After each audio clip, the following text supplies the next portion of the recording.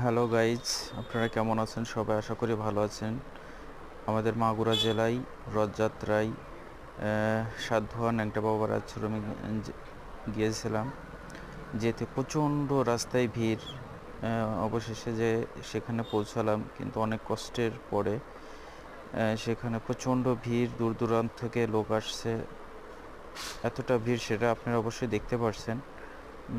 তারপরে ঢুকলাম। ভিতরে ঢুকে আমি, আমার স্ত্রী এবং আমার ছেলে সবাই ঢোকার পরে রথ টানছি।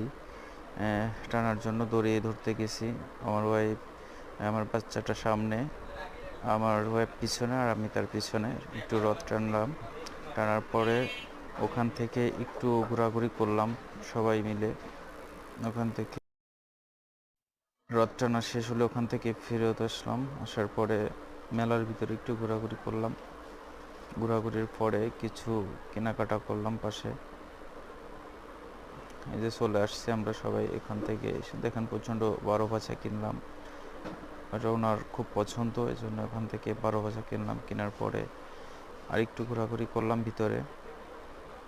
ভিতরে ঘোরাঘুরি করতেছি, প্রচণ্ড গরম ভিতরে। এতটা মানে প্রচণ্ড গরম এক কথায়। আস্তে আস্তে বাইরে চলে আসলাম আর কি। বাড়ির উদ্দেশ্যে রওনা দিচ্ছি। এরপর